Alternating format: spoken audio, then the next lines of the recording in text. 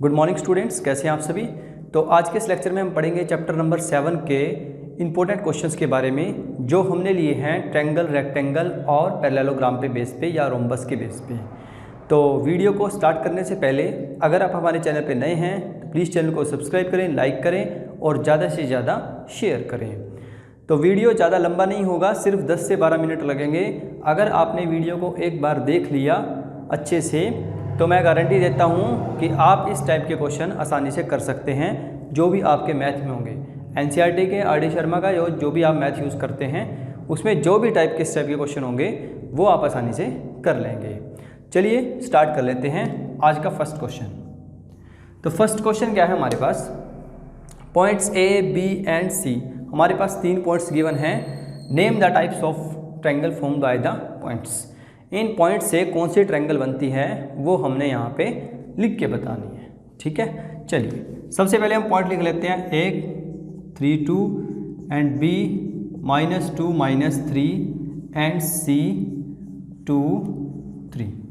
तो हमारे पास 3 पॉइंट्स हैं। ठीक है, सबसे पहले देखिए हम एक ट्रायंगल ही बना लेते हैं। सपोज करो हमारे पास this is A, this is B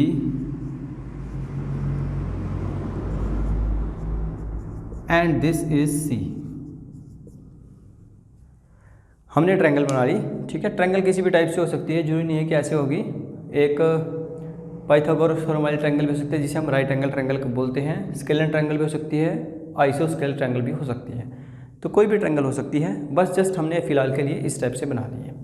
वो तो हम फाइनल में देखेंगे लास्ट में हमारे पास जो ट्रायंगल है वो क्या बनेगी, फिर हम उसको दोबारा से फिर बनाएंगे। चलिए अब ट्रायंगल बनाने के लिए सबसे पहले हमें साइड्स निकालनी पड़ेंगी, दिस साइड और दिस और दिस। तीनों साइड्स हमें पता होनी चाहिए, तभी हम बता सकते हैं कि ये किस टाइप के ट्रायंगल है। अगर दो साइड्स हमारे पास सेम आती हैं तो वो हमारे पास आइसोस्केल्स होगी, और अगर तीनों साइड सेम आएंगी तो इक्विलेटरल होगी। अगर कोई भी हमारे पास सेम नहीं आएगी तो स्केलन हो जाएगी। और अगर 2 साइड्स का रिलेशन थर्ड वाली साइड के साथ आएगा, यानी कि पाइथागोरस थ्योरम के साथ आएगा, तो हम बोलेंगे कि ये ट्रायंगल जो है वो इक्विलेटरल ट्रायंगल होगी। सॉरी इक्विलेटरल नहीं, राइट एंगल ट्रायंगल होगी। चलो स्टार्ट कर लेते हैं। सबसे पहले हम ए बी निकालते हैं। A B is equal to, A B में हम डिस्टेंस फॉर्मूला लगाएंगे x2 - x1 का स्क्वायर प्लस y2 - y1 का स्क्वायर और इसका रूट। ओपन करो इसको, 3 और 2 5, 5 का स्क्वायर 25, 3 और 2 5, 5 का स्क्वायर 25, 25 और 25 हमारे पास आ जाएगा 50। क्लियर है। ऐसे ही हम निकालते हैं बी सी। बी सी हमारे पास ये है 2 + 2 का स्क्वायर प्लस 3 - 3 यानी कि 3 + 3 का स्क्वायर हो जाएगा। ओपन करो इसको, 2 और 2 4, 4 चौके 16 प्लस 3 3 9, नीम 81, सॉरी 3 और 3 6, चिकम 36 और इसका रूट 16 और 36 52। ठीक है, तो इस तरह से हमने क्या है ए बी की वैल्यू निकाल ली, फिर हमने निकाल ली बी सी की वैल्यू निकाल ली, और फाइनली हम निकाल लेंगे ए सी की वैल्यू। A C is equal to 2 - 3 का स्क्वायर प्लस 3 - 2 का स्क्वायर और इसका रूट। ओपन करो इसको, 2 में से 3 गए -1, -1 का स्क्वायर होता है 1 प्लस 3 में से 2 गया 1, 1 का स्क्वायर 1 और रूट, तो हमारे पास आ जाएगा √2। तो हमने तीनों वैल्यूज निकाल ली, ए बी की वैल्यू भी निकाल ली, बी सी की भी और ए सी की भी वैल्यू निकाल ली। ठीक है, आप एक चीज़ का हमेशा ध्यान रखेंगे, चाहे आप ए बी निकाल लें, चाहे आप बी ए निकाल लें, चाहे आप ए बी निकाल लें, चाहे आप बी ए निकाल लें, दोनों में आंसर सेम आएगा। कई बार स्टूडेंट्स यहाँ पे कंफ्यूज हो जाते हैं कि सर ने ए बी निकालना है, अगर हमने यहाँ पे ए ले लिया, हमने यहाँ पे बी ले लिया, यहाँ पे ए ले लिया, तो उस केस में तो बी ए निकलेगा। कोई दिक्कत नहीं है, आप तब भी आपका आंसर सेम आएगा। बी ए निकाल लें आप या ए बी निकाल लें, दोनों कंडीशन में आंसर आपका सेम रहेगा। ठीक है, तो ये आ जाएगा √2। हमारे पास 3 वैल्यूज़ आई हैं, आप देख सकते हैं तीनों वैल्यूज़ हमारे पास अलग अलग हैं, और तीनों वैल्यूज़ में हमारे पास क्या है, यहाँ पे √2 है, यहाँ पे √52, यहाँ पे √50।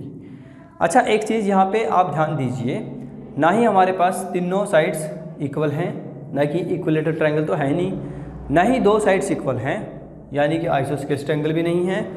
तीनों साइड्स अलग हैं, या तो वो स्केलन होगी या फिर वो राइट एंगल ट्रायंगल होगी। तो राइट एंगल ट्रायंगल चेक कर लेते हैं पहले, फाइनली स्केलन तो हो ही जाएगी। अब राइट एंगल ट्रायंगल के लिए हम सबसे बड़ी साइड यहाँ पे 52 है, यानी कि BC का स्क्वायर। राइट एंगल ट्रायंगल क्या कहती है, सबसे बड़ी साइड का स्क्वायर उन दोनों साइड्स के सम के बराबर होना चाहिए, ठीक है ना। पाइथागोरस थ्योरम क्या कहती है कि जो भी आपकी हाइपोटेनियस है, जो लॉन्गर साइड है, अगर हम उसका स्क्वायर करें तो वो इक्वल आना चाहिए जो बाकी दो साइड्स का सम का स्क्वायर आएगा, ठीक है। तो ये चीज़ आपने याद रखनी है पाइथागोरस थ्योरम में। तो BC का स्क्वायर यानी कि 52 इसका स्क्वायर प्लस AB कितना है हमारे पास √50 इक्वल टू √50 का स्क्वायर प्लस AC हमारे पास है √2 और इसका भी स्क्वायर से रूट कर देगा, यहाँ भी स्क्वायर से रूट कर देगा, यहाँ भी स्क्वायर से रूट कर देगा। तो हमारे पास आ जाएगा 52 is equal to 50 plus 2, 52 is equal to 52। तो ये तो दोनों बराबर आ गए, यानी कि ये पाइथागोरस थ्योरम को सेटिस्फाई करती है। तो जो ट्रायंगल पाइथागोरस थ्योरम को सेटिस्फाई करती है या उसकी साइड सेटिस्फाई करती हैं, तो वो हमारे पास राइट एंगल ट्रायंगल होती है, ठीक है। तो this is right angle triangle. ये राइट एंगल ट्रायंगल होगी जिसमें हमारे पास, हम इसको बनाएंगे दोबारा से अब, जिसमें हमारे पास जो BC है वो हमारे पास है BC हमारे पास है हाइपोटेनियस, और AB और AC तो आप कहीं भी लिख लो, यहाँ पे आ जाएगा, ठीक है। तो this side is √52, this is √2, AC √2 था ना, हाँ, और दिस इज √50। तो आप आसानी से कह सकते हैं कि सर ये राइट एंगल ट्रायंगल है। इस तरह से आपने इन चीज़ों को, छोटी छोटी चीज़ों को समझ के करना है, रट्टा नहीं लगाना आपने किसी भी चीज़ का, हर चीज़ को समझ के करना है। पहले साइड्स निकालनी है, साइड्स में अगर आपको कोई भी दो सेम दिखें तो आप डायरेक्ट लिख दो कि दिस इज आइसोस्केलेस ट्रायंगल। अगर आपको तीनों अलग दिखती हैं तो आप राइट एंगल ट्रायंगल चेक करेंगे, अगर वो राइट एंगल ट्रायंगल बन जाती है तो सेटिस्फाई है, अगर नहीं बनती है तो स्केलन लिख दो, क्लियर है। और अगर तीनों साइड सेम आ जाएं, यानी कि तीनों का जो डिस्टेंस है वो सेम आ जाए, तब आप डायरेक्ट लिख देंगे कि this is equilateral triangle. Clear students. तो ये था हमारा आज का फर्स्ट क्वेश्चन। ट्रायंगल से रिलेटेड आपके पास कोई भी क्वेश्चन आ जाएगा, मैं गारंटी दे सकता हूँ कि आप आसानी से कर लेंगे, ठीक है। चलिए अब हम करते हैं next question, question number second. Question number second पढ़ लेते हैं एक बार। क्वेश्चन नंबर सेकंड में हमारे पास गिवन है A, B, C और D, 4 पॉइंट्स गिवन हैं। अच्छा, क्वेश्चन सेकंड करने से पहले अगर हम क्वेश्चन नंबर थर्ड कर लें, क्योंकि थर्ड में हमारे पास 3 पॉइंट हैं तो आपके आसानी से याद रहेगा, क्योंकि अभी अभी हमने थर्ड पॉइंट का क्वेश्चन किया है। इसमें हमें प्रूव करना है 3 पॉइंट्स हमारे पास हैं, 1, 2 और 3 आर कोलिनियर। अब देखो कोलिनियर पॉइंट कौन से होते हैं, बहुत सारे स्टूडेंट्स होते हैं जिनको पता नहीं होता कि कोलिनियर पॉइंट्स कौन से होते हैं। तो जिनको पता है बहुत अच्छी बात है, जिनको नहीं पता है वो प्लीज़ एक बारी समझ लें कि कोलिनियर पॉइंट कौन से होते हैं। देखिए आपके पास अगर ये स्केल है, this is 0, this is x, this is -x, this is y, this is -y। आपके पास 3 पॉइंट्स ऐसे हैं जो स्ट्रेट लाइन बना रहे हैं। क्या बना रहे हैं? Straight line. लाइन हमेशा स्ट्रेट होनी चाहिए, तीनों पॉइंट्स तो हमें एक ही लाइन पे लाई करने चाहिए। जैसे फॉर एग्जांपल के लिए, इसमें तो काफ़ी बड़ी बड़ी वैल्यूज़ लिखी हुई हैं। फॉर एग्जांपल के लिए जैसे कि यहाँ पे 0 है, this is 1, this is 2, this is 3, this is 1, 2, 3, -1, -2, -3, -1, -2 and -3। ठीक है। तो अगर मैं आपसे बोलूँ कि हमारे पास 3 टाइप के पॉइंट हैं, सपोज करो हमारे पास है -1, -1, ठीक है, -1, -1। सेकेंड पॉइंट हमारे पास है 0, 0 और थर्ड पॉइंट हमारे पास है 1, 1। तो ये अगर तीनों एक ही लाइन पे आ जाएंगे, देखो, ठीक है ना, समझ रहे हो बात को। जब भी 3 पॉइंट्स एक स्ट्रेट लाइन को फॉलो करें, मतलब आप जब उन तीनों पॉइंट्स को मिलाएंगे तो आपके पास एक स्ट्रेट लाइन बनेगी, तो वो पॉइंट्स क्या होते हैं? कोलिनियर। ये तो हो गया तरीका कि आपने डायरेक्ट ग्राफ बनाया और ग्राफ से आपने चंद सेकंडों में आपने बता दिया कि ये पॉइंट्स कोलिनियर है या नहीं है। ठीक है, ये तो हो गया देखो दूसरा तरीका, जिसमें अगर आपके पास ऑप्शन टाइप क्वेश्चन में पूछा जाए कि ये पॉइंट्स कोलिनियर है या नहीं है, तो वहाँ पे आपको अगर आप डिस्टेंस फार्मूला लगाएंगे तो बहुत लंबा हो जाएगा। क्लियर है ना। अगर 1 नंबर में ये क्वेश्चन आपके पास आ जाए एग्जाम में, अगर आप डिस्टेंस फार्मूला लगाएंगे तो वैसे ही आपके 2-3 मिनट वैसे ही ख़राब हो जाएंगे। ठीक है ना, क्योंकि आपको हर एक का डिस्टेंस निकालना पड़ेगा, पहले इन दोनों का, फिर इन दोनों का, फिर इसके साथ इसका, तो उसमें आपका काफ़ी टाइम वेस्ट हो जाएगा। ठीक है, ये तरीका आप तब यूज़ करेंगे ग्राफ वाला जब आपके पास ऑप्शंस गिवन हो और आपके पास टाइम बहुत कम हो, मतलब आपके पास 30, 40, 50 सेकंड से पहले आपको क्वेश्चन करना है, तब आप ग्राफ वाला तरीका यूज़ करेंगे तो आपको आसानी से पता लग जाएगा कि दीज पॉइंट्स आर कोलिनियर। ठीक है स्टूडेंट्स, चलिए अब हम इसको दूसरे तरीके से करते हैं। सबसे पहले देखिए हमारे पास है a 1 - 1, b 5 2 and c is equal to 9 5। तो a, b और c हमारे पास तीनों गिवन है। हम सबसे पहले तीनों का डिस्टेंस निकालते हैं। सबसे पहले हम निकालते हैं a b is equal to 5 - 1 का square x2 - x1 plus y2 - y1 2 + 1 का स्क्वायर और इसका रूट। तो कितना आएगा, 5 में से 1 गया 4, 4 का स्क्वायर 16 प्लस 2 और 1 3, 3 का स्क्वायर 9 यानी कि 25। 25 का रूट क्या होता है 5। क्लियर है स्टूडेंट्स। उसके बाद हम निकालते हैं B C is equal to 9 - 5 का स्क्वायर प्लस 5 - 2 का स्क्वायर, इसका भी रूट। 9 - 5 यानी कि 4, 4 का स्क्वायर 16, 16 प्लस 5 - 2 3, 3 का स्क्वायर 9, 16 और 9 25, 25 का रूट 5। तो हमने दोनों वैल्यूज़ निकाली, ए बी और बी सी, दोनों वैल्यूज़ हमारे पास आई हैं 5 5। अब हम निकालते हैं A C is equal to 9 - 1 का स्क्वायर x2 - x1 का स्क्वायर प्लस 5 - 1 यानी कि 5 + 1 हो जाएगा, क्योंकि 1 तो पहले ही माइनस का है। तो हमारे पास आ जाएगा ए सी इज इक्वल टू 9 - 1 8, 8 का स्क्वायर 64 प्लस 5 + 1 6, 6 का स्क्वायर 36 और इसका रूट। 36 और 40 64 100, 100 का रूट होता है 10। ठीक है, तो हमने देखो तीनों साइड्स निकाली, ए बी भी, बी सी भी और ए सी भी, तीनों साइड्स हमने निकाल ली हैं। अब इनमें पता कैसे लगेगा कि ये तीनों कोलिनियर हैं, कि ये जो पॉइंट्स हैं वो कोलिनियर हैं। डिस्टेंस फार्मूला लगा के हमने निकाला है। देखो अगर आपके पास कोई भी एक ऐसी साइड है जो दोनों के साथ रिलेशन बना रही है, दोनों के साथ रिलेशन मतलब क्या है, प्लस करके उसके साथ कोई ना कोई रिलेशन बना रही है, तो दीज पॉइंट्स आर कोलिनियर। जैसे फॉर एग्जांपल के लिए आप ए सी को देखें, A C is equal to, क्या ए सी को हम ऐसे लिख सकते हैं A B plus B C. तो ए सी की वैल्यू है 10, ए बी कितना है 5, बी सी कितना है 5, 10 इज इक्वल टू 10। बताओ ठीक है। तो अगर ये कंडीशन फॉलो करें, ये कंडीशन अगर आपके पास आ जाए जिसमें एक साइड जो है वो इक्वल होती है बाकी दोनों साइड्स के सम के, स्क्वायर नहीं करना यहाँ पे, सिर्फ सम के इक्वल हो, तो वो पॉइंट्स क्या होते हैं, कोलिनियर पॉइंट्स होते हैं। ठीक है स्टूडेंट्स, याद रखना है इसको, इंपॉर्टेंट है ये।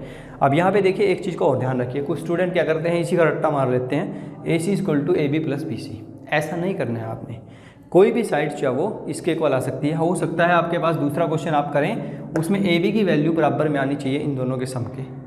ठीक है ना, तो कुछ भी ऐसे रिलेशन बन सकता है, जो नहीं कि हर बार आपके पास ऐसे रिलेशन बनेगा। ठीक है स्टूडेंट्स, तो ये आपने याद रखना है कि जब भी आपके पास 3 पॉइंट्स कोलिनियर पूछे जाएँ, अगर आपके पास छोटा पूछा जाएगा 1 नंबर में, तो आप सिंपली ग्राफ बना के उसका आंसर चंद सेकंडों में बता देंगे। और अगर आपके पास सिंपल वैसे पूछा गया है, सिंप्लीफाई करने के बाद फिर आप डिस्टेंस फार्मूला लगाएंगे और रिलेशन चेक करेंगे। ठीक है, चलिए अब हम करते हैं आज का last question, question number 2। Very important question 2, अक्सर पेपर में आता है, बहुत इंपॉर्टेंट है। यहाँ से आप बहुत सारी चीज़ें सीख के जाएंगे, कैसे आपने वैल्यूज़ निकालनी है। ठीक है, डिस्टेंस फार्मूला तो आई थिंक सभी को आ ही गया होगा, बहुत आसान है। चलिए अब हम क्वेश्चन स्टार्ट करते हैं, क्वेश्चन नंबर 2।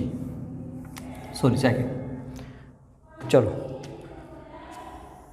Question number 2। देखिए आपके पास 4 पॉइंट्स गिवन हैं, A B and C and D. 4 points given है। Are the vertices of rectangle, ये एक रेक्टेंगल के वर्टिसेस हैं, हमने चेक भी करना पड़ेगा कि ये रेक्टेंगल के वर्टिस है या भी नहीं है, ठीक है ना।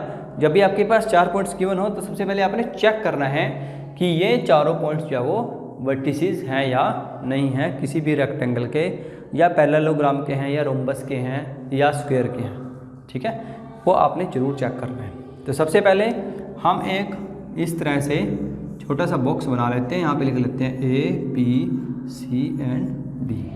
A हमारे पास है 0, -1, B हमारे पास है 6, 7, C हमारे पास है -2, 3 और D हमारे पास है 8, 3, ठीक है। इस तरह से हमने इसको लिख लिया।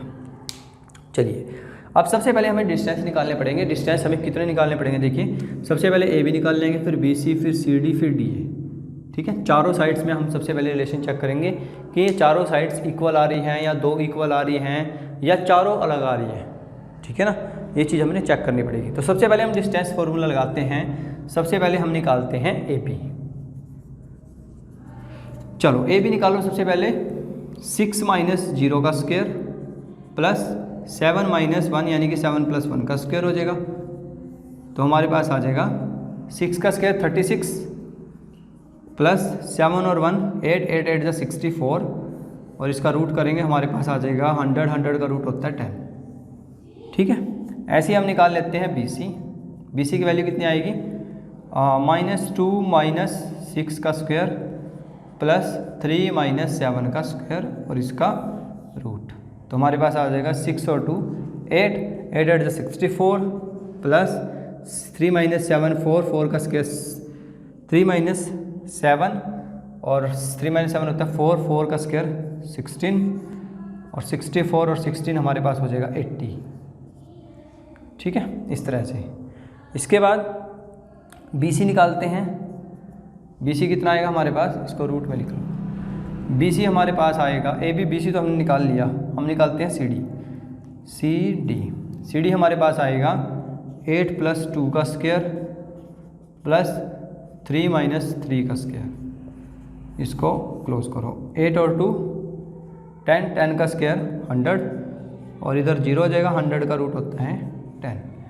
नेक्स्ट DA = 0 - 8 का स्क्वायर प्लस -1 - 3 इसका भी स्क्वायर और इसका रूट। तो हमारे पास आ जाएगा 8, 8 = 64 प्लस 3 और 1 4, 4 का स्क्वायर 16 और इसका रूट यानी कि 80 का रूट। अब आपने चारों साइड्स का डिस्टेंस निकाल लिया, AB का भी, BC का भी और CD का भी और DA का भी। आप चारों डिस्टेंस में चेक करें, चारों अलग अलग हैं या 2 सेम हैं, 2 अलग हैं, ठीक है।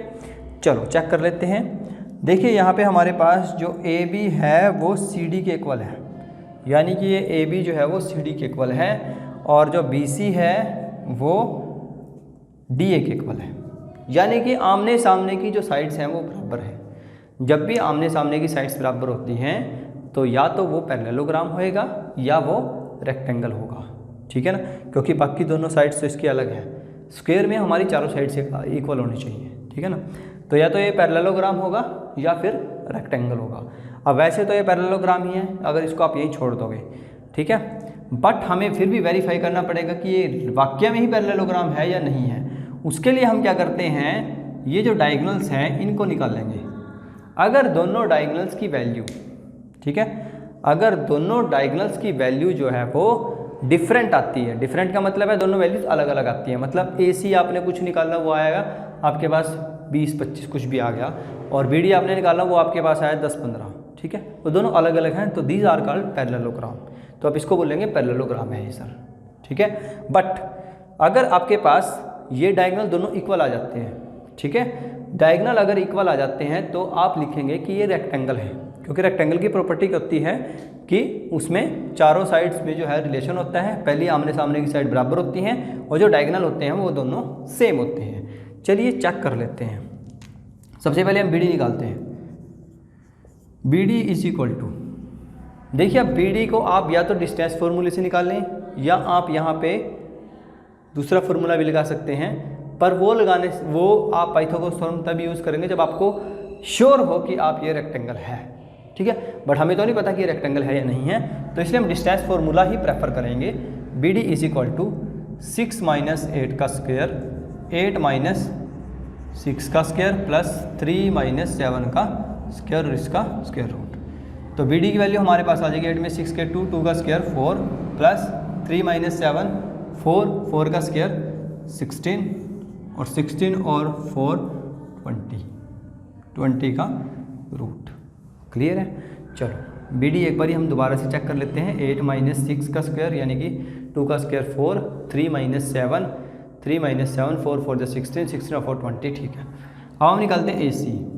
ए सी इज इक्वल टू यहाँ से यहाँ तक -2 माइनस 0 का स्क्वायर प्लस -1 माइनस 3 का स्क्वायर और इसका रूट। तो हमारे पास आ जाएगा 2 का स्क्वायर 4, 3 और 1 4, 4 का स्क्वायर 16, 16 और 4 20। तो आप देख सकते हैं कि बी डी और ए सी दोनों क्या है हमारे पास इक्वल है, यानी कि बी डी जो है वो ए सी के इक्वल है। तो आप कह सकते हैं कि अगर ये डायगोनल भी इक्वल आ गए हैं दोनों के तो ये क्या बन जाएगा, रेक्टेंगल। ठीक है ना। मैंने अभी आपको बताया था कि रेक्टेंगल की प्रॉपर्टी क्या होती है कि उसके चारों साइड्स में रिलेशन होता है, आमने सामने की साइड्स बराबर होती हैं दोनों, और जो डायगोनल्स हैं वो दोनों के दोनों सेम होते हैं। जैसे कि आप देख सकते हैं ये भी √20 है, ये भी √20 है। तो हम कह सकते हैं A B C D is a rectangle. ठीक है। ए बी सी डी क्या है हमारे पास, रेक्टेंगल है। ठीक है। उसके बाद इसमें हमारे पास पूछ रखा है फाइंड द एरिया ऑल्सो। आपको एरिया भी निकालना है रेक्टेंगल का। अब एरिया ऑफ रेक्टेंगल क्या होता है, ये तो बच्चा जानता है। Area of rectangle, area of rectangle, rectangle का एरिया होता है लेंथ मल्टीप्लाई ब्रेथ। लेंथ कितनी है हमारे पास, जो बड़े वाली साइड यानी कि C D. What is C D, C D is 10 multiplied, और जो छोटे वाली साइड है यानी कि बी सी, बी सी हमारे पास है √80। तो हमारे पास आंसर आ जाएगा 10 √80, या आप इसको सिंपलीफाई कर सकते हैं √80 को, या फिर आप यहीं छोड़ देंगे। ठीक है। स्क्वायर मीटर स्क्वायर में ऐसे करके, तब भी आपका आंसर सही माना जाएगा। ठीक है। आप चाहें तो √80 की वैल्यू को 4√5 लिख सकते हैं। ठीक है स्टूडेंट्स। तो आज के इस लेक्चर में हमने बहुत अच्छे से सीख लिया है कि अगर आपके पास ट्रायंगल के वर्टिसेस गिवन हो, या कोई भी 4 वर्टिसेस गिवन हो, या कोलिनियर से रिलेटेड कोई भी क्वेश्चन हो, तो आप उसको आसानी से कर सकते हैं। क्लियर है ना। और इससे रिलेटेड आपके पास एग्ज़ाम में क्वेश्चन बहुत बार पूछे जाते हैं, एग्जाम पॉइंट ऑफ व्यू से बहुत इंपॉर्टेंट है। आप इसकी इन क्वेश्चनों की जो भी आपके एक्सरसाइज में हैं एनसीईआरटी के मैथ में, या आप कोई भी मैथ यूज़ करते हैं आर डी शर्मा का, उसमें से आप ज़रूर ट्राई कीजिए। जो भी आपके डाउट्स होंगे बिल्कुल वो मेरे को कमेंट बॉक्स में डालिए। बहुत सारे स्टूडेंट्स मेरे को डाउट्स लेके आते हैं कि सर ये क्वेश्चन कराओ, छोटी छोटी चीज़ें पूछते हैं। तो प्लीज़ अगर आप चैनल पे नए थे तो आप भी प्लीज़ इस तरह के क्वेश्चंस को ज़रूर ट्राई करें और अपनी स्टडी को अच्छे से बना के रखें। क्लियर है। तो मिलते हैं एक बार फिर से दोबारा से एक और नई वीडियो के साथ। तब तक के लिए आप पढ़ाई करते रहिए। All the very best.